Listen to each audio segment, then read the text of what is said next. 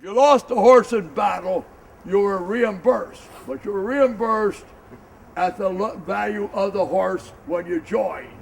You're not reimbursed at the inflation value of the horse.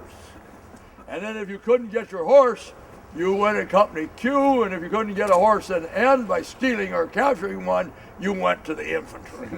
Any questions? I'm Edwin Bearss. I'm a historian emeritus, National Park Service. I have been interested in the Civil War since I was in the 7th grade, back in growing up in Sarpy, Montana. Kilpatrick.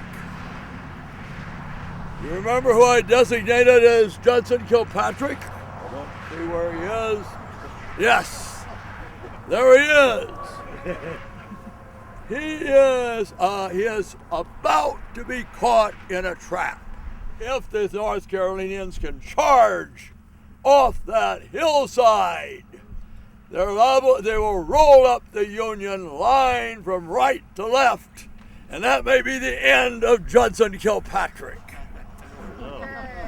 But you Yankees can be happy, because the Confederates are going to get their comeuppance at the Battle of Bristoe Station, which is on the 14th. But we're now within 48 hours of Bristoe Station.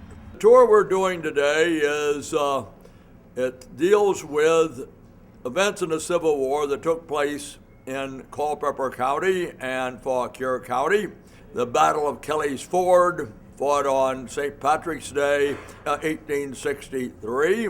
It was a cavalry engagement, and it gains a lot of its interest because of the death of the gallant Pelham. The gallant Pelham was 25 years old, had resigned from West Point shortly before graduation, and had become an important cavalryman and artillerist fighting for the Confederacy. The 3rd Virginia has taken a diagonal across the field, struck the stone wall, and they ride along the stone wall the same direction we have been traveling. They're looking for a gap or an opening in the wall. Now, Henry McClellan, Stuart's adjutant, is following along at the rear of the 3rd Virginia. And he can see John Pelham coming up. Yeah, his name was John Pelham, and he becomes known as the gallant Pelham. He's very handsome, dies at the height of his career, and as they say, many young Southern women will take a vow not to get married. Just above the hairline, a small wound. It is from an exploding shell that has driven a sliver of metal into his brain. So they'll get Pelham back aboard on the horse and believing he's dead, but they begin to notice that he has a pulse. He will not die till they get him back to Culpeper that night. They'll lay him out in the capital of the Confederacy. They'll then put him aboard a train and take him back to Jacksonville, Alabama, where he's buried. Too many people now tend to be Teflon people. They're too much into the modern culture of television, and they've lost a lot of their individuality. All right, this mill has been here since the late 18th century. So Stuart is going into camp in a ravine. I'll point out off to our left. And his men don't realize how close they are to the enemy.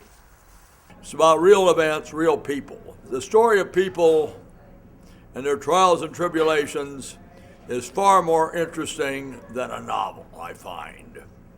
Dawn begins to break around 5:30. but there is a very, very thick fog. Up on this hill, which become known as Coffee Hill, Caldwell's men began boiling their coffee. And that's why they call it Coffee Hill.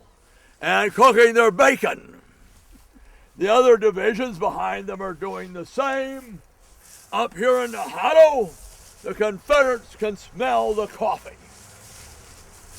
Stuart now tells his artillery to open fire. And coming out of the fog and exploding among their camp, knocking over their coffee pots and other things, are the fire of the Confederate artillery. The Union are going to call up 2 batteries of artillery.